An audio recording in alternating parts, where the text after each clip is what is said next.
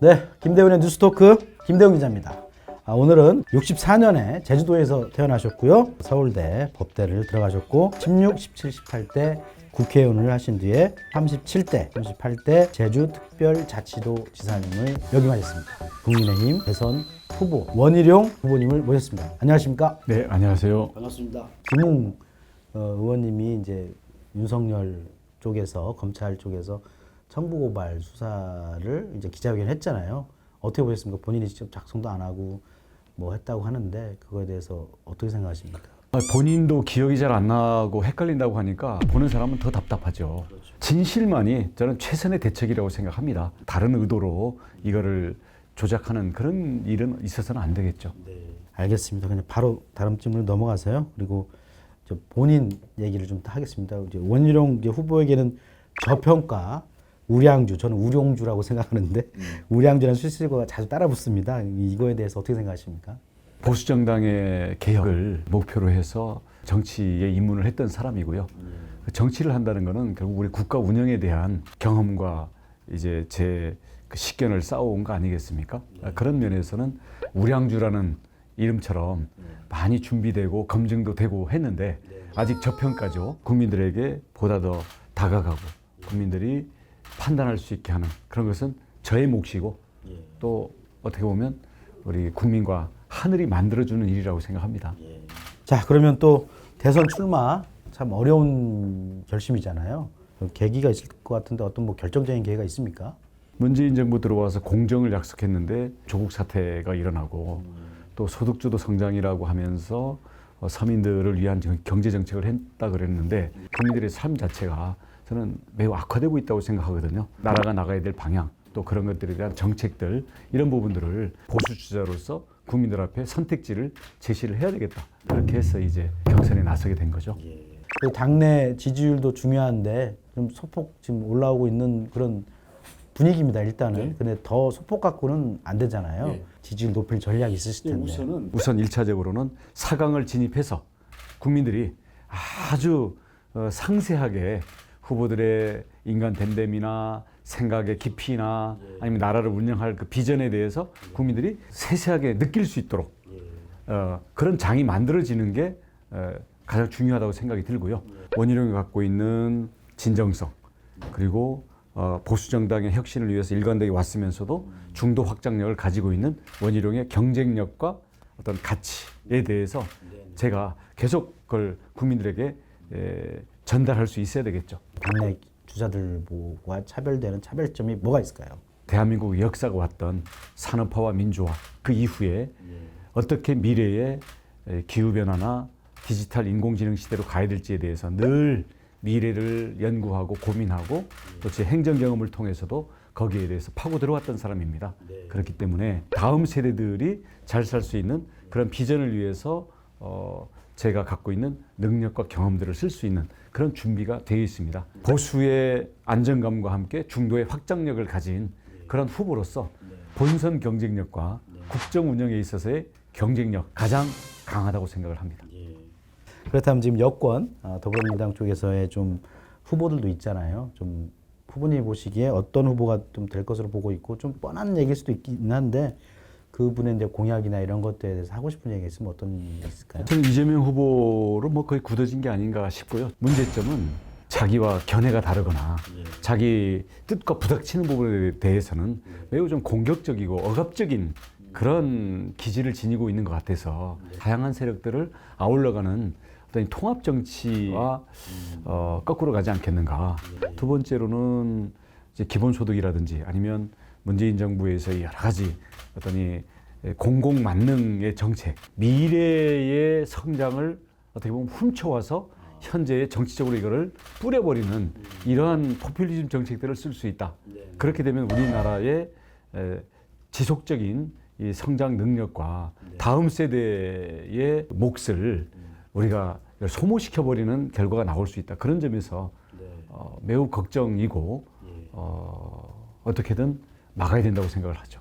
문재인 정부에서 제일 중요한 게 좀 실패했다고 하는 게 부동산 정책이잖아요. 그래서 1호 공약으로 반반 주택을 내세웠습니다. 그리고 어떤 내용인지 좀 자세히 좀 설명 좀 해주시고 그리고 이재명 후보의 이제 기본 주택이랄지 윤석열 후보의 원가 주택 공약에 대해서 좀 평가해 주신다면 어떻게 평가하실지 말씀해 주시죠. 노동소득 가지고는 내 집 마련의 꿈을 포기해야 되는 상황이거든요. 원금 상환 부담 없이 절반만 자부담으로 내 집을 마련하고 그다음 자산이 쌓이면 국가 지분을 인수하고 만약에 안 쌓이면 저렴한 이자 수익만 내고서 실거주를 할 수 있는 이렇게 해서 내 집 마련의 부담을 절반으로 줄여주자는 거죠. 그리고 다른 공약과 차이점은 이재명 지사라든가 다른 주자들 같은 경우는 새로 집을 지으면 그걸 가지고 혜택을 주겠다 이거거든요. 땅도 없고 어느 세월에 무슨 재원으로 그걸 지을 거냐. 설사 그걸 혜택을 준다 하더라도 지어진 다음에나 혜택이 오는 거 아니겠어요? 임기 내에 그 며칠 짓지도 못합니다. 근데 저의 반반 주택은 신축뿐만 아니라 이미 있는 집들에 대해서도 적정한 가격 수준의 집을 선택을 하면 거기에 대해서 투자를 해주는 거기 때문에 그건 당장 실현이 가능합니다. 최근에 원희룡이 말하다. 자유와 혁신의 세상을 여는 국가 찬스라는 제목의 대담집을 냈습니다. 부모 찬스로 이제 양극화된 나라를 이제 국가 찬스로 통합해 나가겠다라고 했는데 어떤 의미인지요? 지금 국민들의 삶의 기회가 너무나 불평등해졌죠. 부모 찬스가 있는 사람과 없는 사람, 쫓아갈 수 없는 격차가 생기고 있기 때문에 이것을 방치해서는 국민들이 어떤 삶의 어떤 희망을 포기하는 사태들이 오게 된다. 일자리에 대해서, 아이를 낳는 것에 대해서, 내 집 마련에 대해서, 노후에 대해서 이렇게 국민들이 포기하게 만드는 것은 안 된다. 부모 찬스 대신에 국가가 찬스를 넣어주자. 청년들이 일자리로 갈 때는 교육에 대한 찬스를 넣어주고, 그래서 청년들이 자기 선택권 하에서 직업 능력을 키울 수 있도록 뭐 대학 등록금이든지 직업훈련비든지 아니면 창업준비든지 쓸 수 있는 그런 청년 교육 카드 2천만 원을 지원해 주자라는 게 교육과 일자리에 대한 국가 찬스고요. 내 집 마련에 대해서는 무주택 신혼부부나 청년들을 시작으로 해서 국가가 집값의 절반을 투자를 해주자. 국가가 그걸 보유를 하면서 선택권을 우리 그 무주택자들에 주자. 이런 국가 찬스고요. 국가가 국민들에게 돈을 뿌리는 게 아니라 기회를 뿌려주는 그런 국가가 돼야 된다. 그런 의미에서 국가 찬스 정책으로 우리 여러 가지 국민들의 그 삶에 힘을 보태주는 공약들을 이렇게 시리즈로 묶어놨습니다. 솔깃한데요. 그런 게 잘 실현이 되는 게 저는 중요하다고 보고 또 국가 재정에 또 문제가 없어야 되는 부분도 있는데 그렇습니다. 당연히 그런 부분도 고민하시고 계시겠죠. 예, 알겠습니다. 코로나19 시국을 어쨌든 이어갈 수밖에 없는 상황이잖아요. 그래서 이 문제를 생각하지 않고는 국정 계획을 잡을 수가 없을 것 같은데요. 그러면 코로나19 극복 이제 어떻게 하시고 이제 위드 코로나 할 수밖에 없는데 그런 코로나와 관련된 계획은 어떤 생각을 가지고 계시는지 부탁드리겠습니다. 말씀 부탁드리겠습니다. 우선은 위드 코로나로 가야 되고요. 특히 자영업자 소상공인들의 영업 시간이나 인원들을 획일적으로 제한하는 걸 빨리 풀어야 됩니다. 뭐 방치하자는 얘기는 아니죠. 과학 방역으로 스마트 방역으로 가야 됩니다. 지금 방역을 한다고 그러는데요. 확진자가 발생하면 그 접촉자들을 추적하는데 3일씩이나 걸려요. 제주도 같은 경우에는 안심 코드를 저희들이 자체로 개발을 해가지고 만약 확진자가 나오면 그 확진자가 접촉했던 모든 사람을 바로 그 자리에서 바로 추적하는 어플리케이션을 쓰고 있거든요.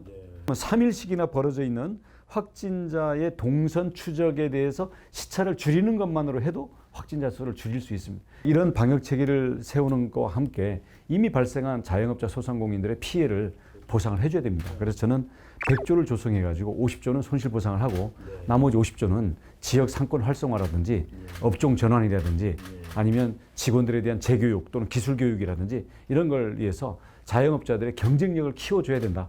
그래야 앞으로도 이게 지속적으로 생존을 할 수 있지.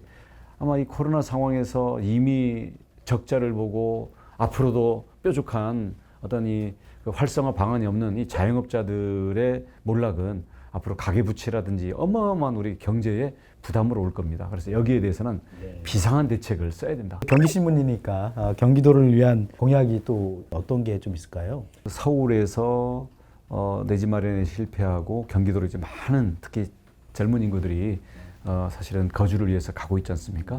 그런 부분에서 우선 광역교통망이 저는 매우 중요하다고 생각을 하고요. 두 번째로는 베드타운이 아니라 일자리를 창출해야 되잖아요. 그러면은 이게 수도권 규제로 인해 가지고 일자리 창출이 막혀 있는 부분들이 있으니까 지방과의 어떤 상생 이런 부분에서 국토 전체에 이런 공존 전략을 잘 세워야 된다고 생각합니다. 개인적인 부탁을 하나 좀 드릴게요. 제가 오다 보니까 경부고속도로 상습 정체구가 있잖아요. 네. 빨리 좀 지하화. 지하화를 해가지고 네. 그래서 인터뷰에 제가 좀 늦었거든요. 네. 미리 출발했어도 네. 이제 1시간 동안 인터뷰를 직접 원희룡 캠프에 와서 제가 했습니다. 열정과 준비했다라는 생각이 많이 들었습니다. 지금까지 저는 김대웅 기자였고요. 원희룡이었습니다. 다음에 또 뵙도록 하겠습니다. 안녕히 계십시오.